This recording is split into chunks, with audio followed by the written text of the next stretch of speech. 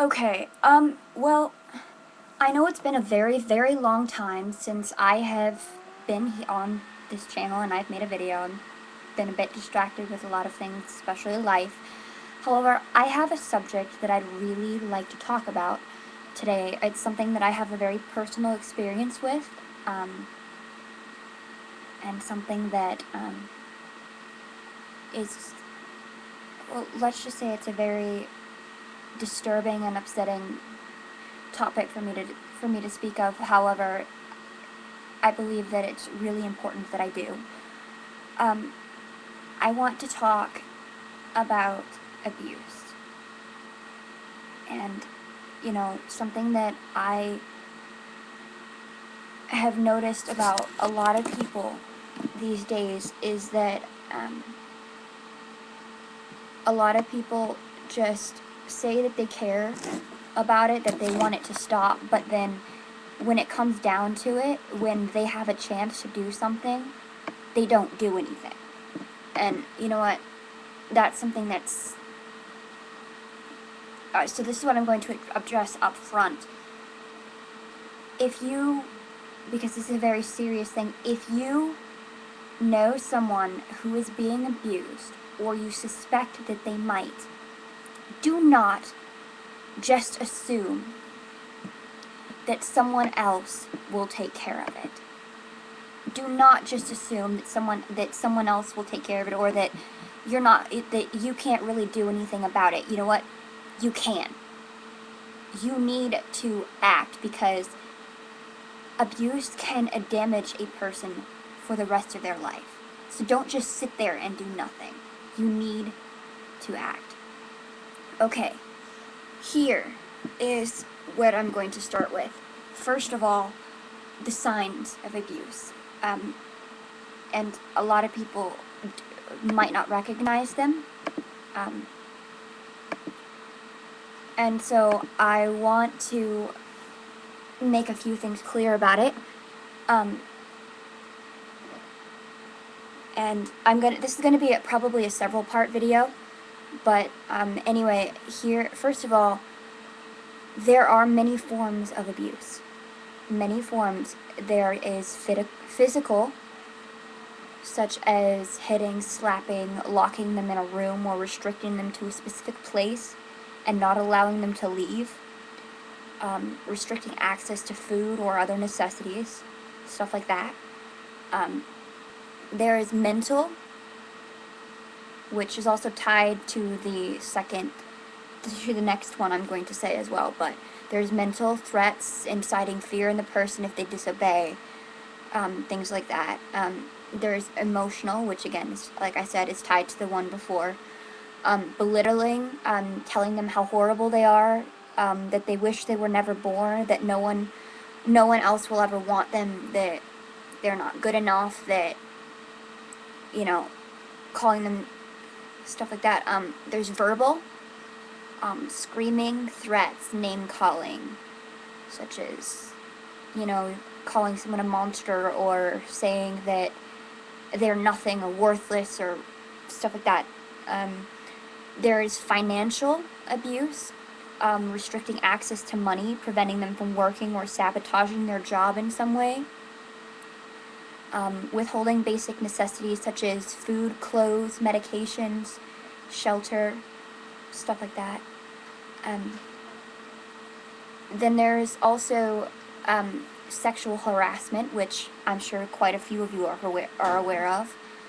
Forcing sexual favors or other things, unwanted touching, anything of that sort.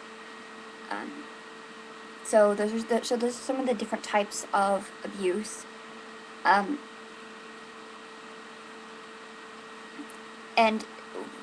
what's sad about it is a lot of those, a lot of times a person ends up dealing with more than one at a time. Like, for example, someone can be hit, and at the same time their parent or guardian or spouse or whoever they're with, or whoever, is both physically, mentally, physically abusing them, and mentally, emotionally, or verbally, or any combination of those. I mean, it can be, it's very, anyway, it's very damaging, and if you suspect somebody is dealing with that, you need to take action right away. And I'll go into that later. Okay, here are some of the signs of abuse, and some people who are abused may not even realize the signs themselves, so please, please, please pay attention. Because this is very important, and these are not all of the signs, so keep that in mind, and it may differ slightly with each person, but this is something that will help act as a guideline for you to go on. And also, some of these can just be a person's personality. However, if you spot multiple signs in the same person and consistently, it raises the possibility and the likelihood that the person is being abused. So here are some of the signs. Okay. 1. Avoiding people and human contact. Not making eye contact or constantly staring at the floor or looking away, especially when being looked at or spoken to. A tendency to hide and avoid large groups of people. Fear of people and being spoken to. Jumpiness when spoken to in a harsh tone or even slightly raised voice. Saying or acting as though they can never do anything right, and they will always screw up anything they try to do. Overly quick to agree with everything people say. Acting afraid of a person with whom they are supposedly close to. Bruises that the person may or may not try to hide. Fear of being physically touched. Overly apologetic, such as saying sorry over and over and over when they haven't even done anything wrong. Seeming to rub their hands over their arms or their legs in a way that seems they are frightened or hurting. Or also, if someone curls up a lot, such as this, or they stand there such as like this, or again, the arm rubbing like this, it shows that they're nervous or afraid. That's another sign. Pulling away from people when they get too close. Being overly quick to shut down any questions or suggestions regarding the possibility that they might be abused, usually out of fear of the person who is abusing them finding out they spoke of it. Saying directly that they are afraid of someone they are supposedly close to. Fear in their eyes when they speak of a certain person or people. Refusing to or being afraid to speak unless spoken to. Inability to think for themselves when in a situation where they need to make a decision, even with something simple such as ordering food or asking for help with something. Again, overly submissive. Acting or speaking as though they have always done something wrong, or as though everything is their fault in some way or another. And, problems or consistently struggling with relationships and connecting to people, and often feeling or acting as though they are always alone and no one understands. That one kind of regards only to some people, though it is a common one. Here, there is, flinching and shying away whenever someone raises a hand near them or reaches for them, even if it is not in an aggressive way.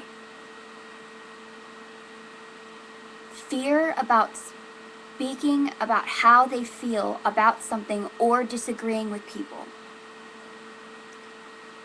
Have very low self-esteem, even if they used to be confident. Be depressed, anxious, or suicidal. Show major personality changes, and that would be noticeable if it's somebody that you know pretty well. And one of the last ones that I have is consistently telling people they can't go out because someone they know might get mad, or saying they aren't allowed, or constantly make excuses why they can't. It's a sign that they are being restricted from seeing family and friends. Watch their eyes. If they make excuses constantly, if their eyes show fear, it is likely abuse.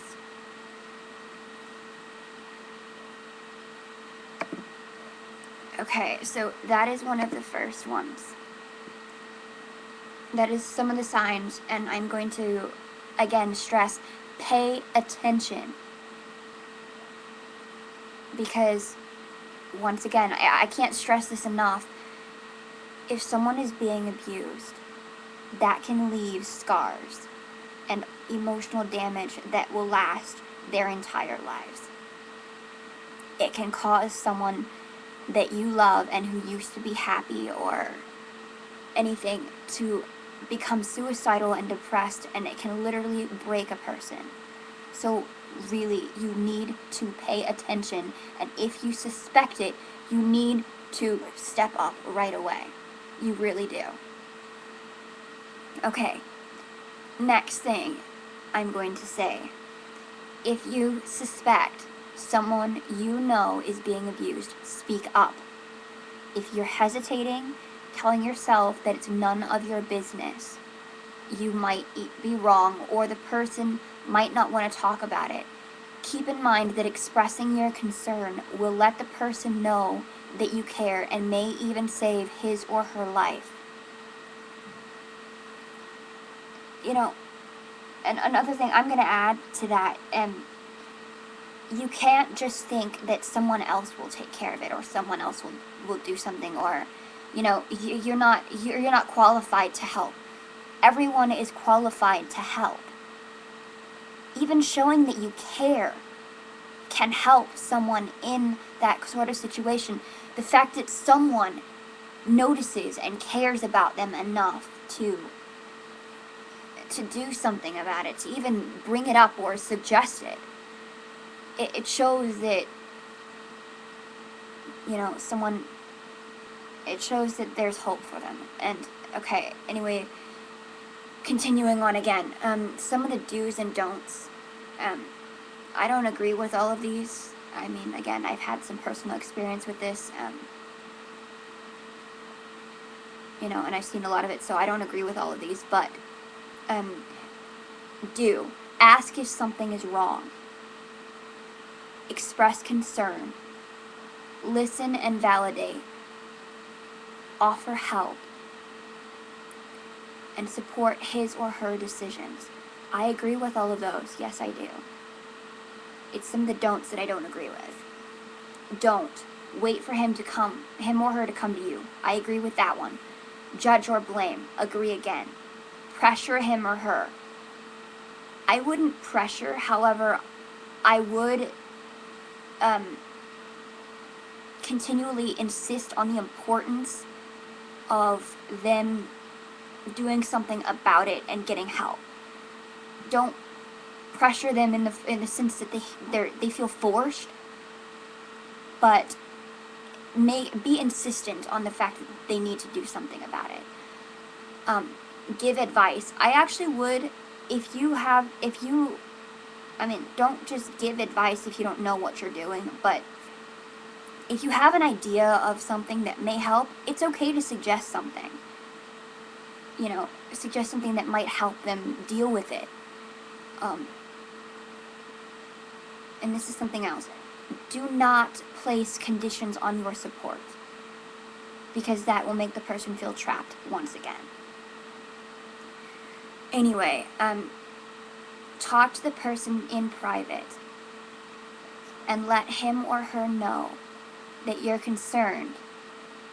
Point out the things you've noticed that make you worried. Tell the person that you're there whenever he or she feels ready to talk. Reassure the person that you'll keep whatever is said between the two of you and let him or her know